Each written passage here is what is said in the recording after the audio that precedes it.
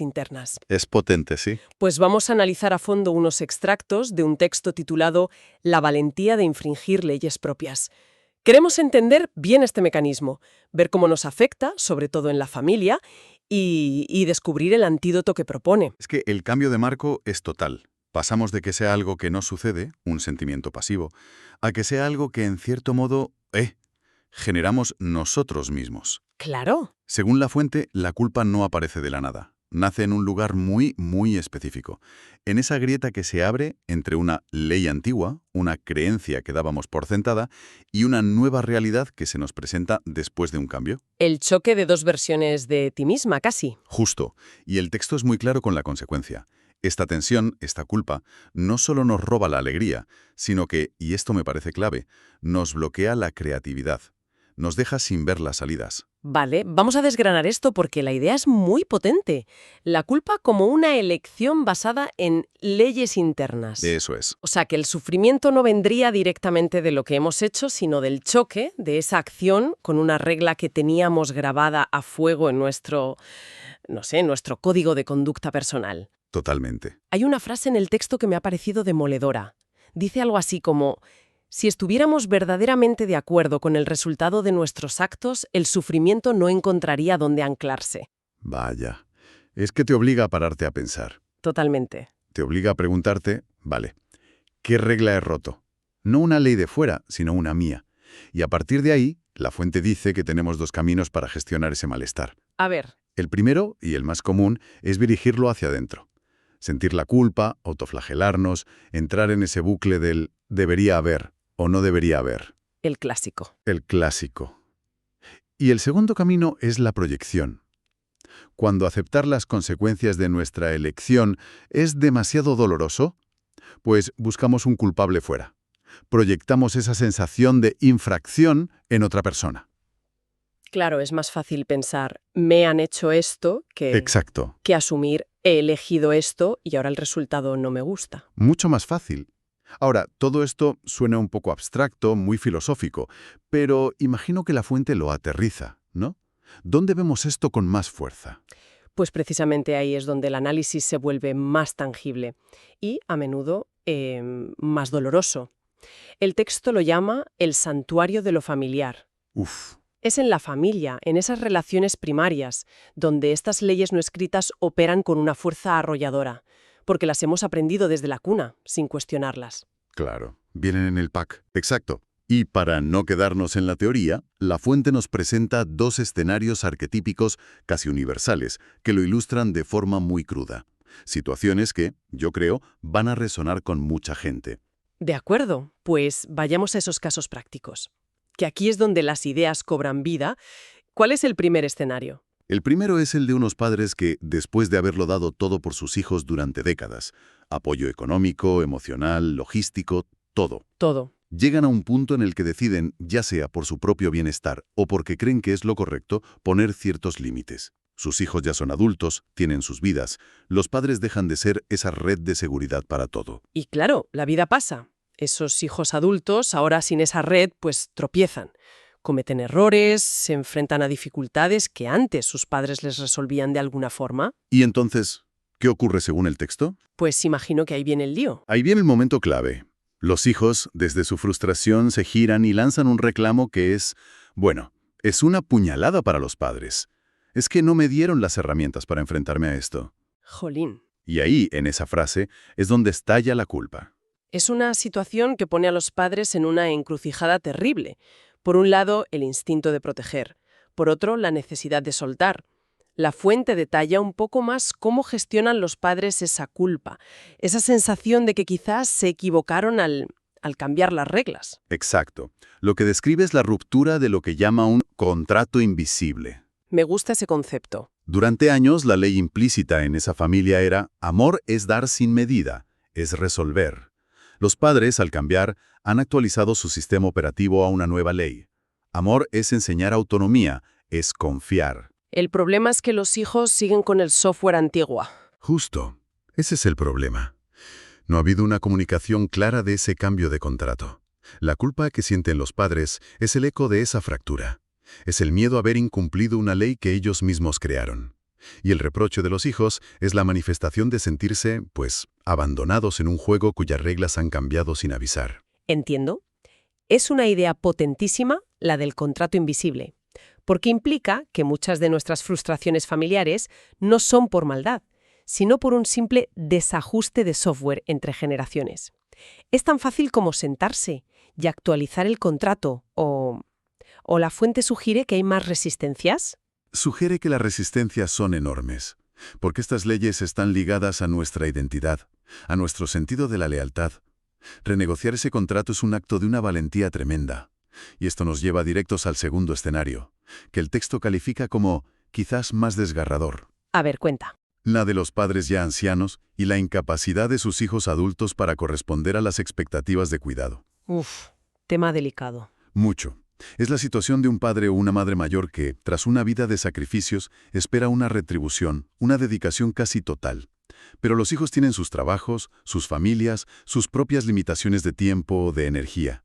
Simplemente no pueden cumplir con esa expectativa. Y ahí la culpa debe de ser asfixiante. Y en las dos direcciones, me imagino. El texto lo describe como una culpa dual y agotadora. Por un lado, la frustración del padre o madre mayor que siente que no recibe lo que, por ley, le corresponde. Su ley interna dice, después de todo lo que di, merezco esto. Exacto. Y cuando no pasa, se siente traicionado. Y por otro lado, la culpa del hijo, que se siente en falta constante. Sabe que no llega, que no puede dar lo que se espera de él, y vive con esa sensación de ser un mal hijo, una mala hija. La culpa lo envenena todo, impidiendo que el amor, que sí existe, pueda fluir de una forma sana. Es una imagen realmente triste porque nadie tiene la culpa y todos sufren. Es el sistema, ese contrato invisible, el que está roto. Justo. Ambos casos, aunque diferentes, parecen apuntar a lo mismo. Apuntan exactamente al mismo fenómeno. La resistencia a aceptar las consecuencias naturales, del flujo de la vida y de las elecciones pasadas. El padre que lo dio todo, tomó esa decisión en su momento. El hijo que ahora tiene su propia vida, pues también vive el resultado de sus decisiones. Entonces la solución que propone no es buscar culpables. Para nada, eso es como echar gasolina al fuego. La verdadera salida, la única, es atreverse a revisar y renegociar colectivamente esas leyes familiares heredadas. Es tener la conversación incómoda sobre esos contratos emocionales no escritos. Eso suena ideal en la teoría, pero terriblemente complicado en la práctica. ¿El texto ofrece alguna pista sobre cómo iniciar esa conversación? Porque decirle a tus padres, oye, creo que nuestro contrato emocional está obsoleto, No. puede no salir muy bien. No da un guión, claro, pero sí da la herramienta fundamental para poder siquiera empezar. Y aquí es donde introduce el antídoto. El antídoto más poderoso contra la culpa, nos dice, es la compasión. ¿Compasión? Pero ojo, hace una distinción crucial. No habla de lástima ni de autocomplacencia o de buscar excusas. La define como una postura radical de aceptación. ¿Aceptación radical? ¿Qué significa eso exactamente? ¿Aceptar que hemos hecho las cosas mal y ya está? No. Significa aceptar nuestro pasado y nuestras elecciones sin el látigo de la autocondena. Es mirarnos a nosotros y a los demás y entender que en cada momento actuamos con los recursos y el nivel de conciencia que teníamos disponibles. Claro. Nadie, como dice la fuente, actúa para hacerse daño a propósito con la información que tienen en ese instante. La compasión es ese entendimiento profundo. Es dejar de juzgar al yo del pasado con la sabiduría del yo del presente. Entiendo. Es una idea muy liberadora. Pero volvemos a lo de antes. ¿Cómo se aplica esto en la práctica? Porque ser compasiva puede sonar un poco etéreo, ¿sabes? Un buen consejo que no sabes por dónde coger. ¿Ves? Aquí es donde el texto vuelve a ser muy valiente y muy concreto. Explica que la compasión, en la práctica, es la valiente disposición a infringir esas leyes internas que hoy nos encarcelan. ¡Wow! O sea, es el permiso que nos damos para romper conscientemente una regla propia que ya no nos sirve, que nos está haciendo daño. No es traición, es evolución. Justo. No es un acto de traición a quienes fuimos o a nuestra familia. Es un acto de evolución. Es ser leal a quien eres hoy. Es que esa frase, infringir leyes propias, es muy potente. Rompe con la idea de que la coherencia es ser siempre igual. Aquí, la coherencia es con tu yo actual, no con el de hace 20 años. ¿Es así? Exactamente. Y para que no quede ninguna duda, da ejemplos muy claros de cómo sería este cambio de mentalidad. Por ejemplo, imagina a alguien que opera bajo la ley interna, debo ser perfecto para merecer amor. Una ley brutal que muchísima gente carga. Brutal. La voz de la culpa le dirá constantemente, ¿ves? Has fallado. No eres suficiente. El antídoto, ese susurro compasivo que propone el texto, sería, puedes ser imperfecto y al mismo tiempo profundamente amable contigo mismo. El cambio de energía es total. Entiendo el concepto de infringir leyes propias como valentía, pero ¿no podría ser también una justificación para el egoísmo? ¿Dónde traza la fuente la línea entre la evolución personal y simplemente abandonar responsabilidades con la excusa de la autenticidad? Es una pregunta excelente, y la fuente la aborda llevándolo de nuevo al terreno familiar. Vale. Frente a esa ley no escrita que vimos antes, la de debemos ayudarnos siempre, sin límites, que genera toda esa culpa, Sí. la propuesta compasiva y madura no es sálvese quien pueda. La propuesta es podemos amarnos desde la autenticidad, honrando también nuestras capacidades y nuestras fronteras. O sea, no es dejar de ayudar. No, para nada. No se trata de dejar de amar o de ayudar. Se trata de hacerlo desde un lugar honesto, reconociendo que nuestros recursos no son infinitos y que el amor verdadero no puede exigir la anulación de uno mismo. No es egoísmo, es sostenibilidad emocional. Sostenibilidad emocional. Me gusta ese término. Entonces, ese quebrantamiento consciente de las normas se convierte en el motor del cambio. Se convierte en el motor. En lugar de culparnos por no cumplir un estándar imposible, nos damos permiso para reescribir el contrato, primero con nosotras mismas y desde ahí con los demás. Exacto. Dejamos de ser el juez implacable de nuestra propia historia para convertirnos, como dice el texto, en su autor compasivo. Y este cambio tiene efectos liberadores muy tangibles. ¿Cómo cuáles? Pues la fuente lo explica de una forma muy gráfica.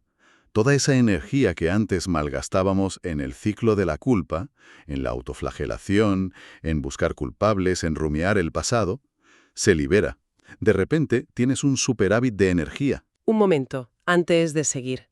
Has mencionado al principio que la culpa nubla la creatividad. Ahora hablamos de la compasión como antídoto. Explica la fuente si esa compasión, al liberar la culpa, también cataliza encontrar esas soluciones que antes no veíamos. Justamente. Esa energía recuperada queda disponible para la creatividad, para encontrar soluciones prácticas, al cuidado de los padres, por ejemplo, soluciones que no pasen por la anulación personal. Claro. Para construir relaciones más honestas, más ligeras, más reales, donde se pueda hablar de los límites sin que sea sinónimo de falta de amor. El texto cierra este punto con una dicotomía potentísima que creo que lo resume todo. A ver. Dice, la culpa distorsiona la realidad, la compasión la clarifica. La primera nos ata al pasado con cadenas, la segunda nos libera para construir un presente diferente con las manos. Es muy bueno. Entonces, si recapitulamos un poco el viaje que hemos hecho, partimos de una idea que le da la vuelta a todo. La culpa no es un enemigo que nos ataca, sino una creación nuestra. El producto de romper nuestras propias reglas. Exacto. Hemos visto con ejemplos muy claros cómo este mecanismo se manifiesta con una fuerza especial en la familia, creando ciclos de dolor basados en contratos invisibles. Sí. Y finalmente hemos llegado a la salida, la compasión, pero no una compasión pasiva, sino una activa, valiente. La compasión entendida como el coraje de revisar y reescribir esas reglas cuando ya no nos sirven. Ese es el recorrido. Y la fuente cierra con una reflexión final que enmarca todo esto no como una tarea pesada, sino como un acto de valentía supremo. ¿Ah, sí? Dice, y cito de memoria, que el acto más valiente es perdonarnos por haber aplicado leyes que nos hicieron daño y celebrar la sabiduría que nos llevó finalmente a transformarlas. Fíjate, no solo perdonarnos, sino celebrar. ¿Celebrar? No se trata solo de romper la ley, sino de celebrar que hemos adquirido la sabiduría para hacerlo. Es un acto de autoafirmación. Celebrar la sabiduría que nos llevó a cambiar. Eso le da un cierre muy esperanzador. Completamente. Y deja una pregunta provocadora en el aire, para quien nos escucha. Una pregunta para llevarse a casa. ¿Cuál es? Si la mayor valentía es perdonarnos por las leyes que nos autoimpusimos y nos dañaron, la pregunta que queda flotando es, ¿cuál es esa primera ley interna, quizás la más antigua, la que más damos por sentada, que necesita ser revisada con urgencia? Y sobre todo, ¿qué sabiduría nueva sobre nosotros y sobre la vida se esconde en el acto de atrevernos a quebrantarla?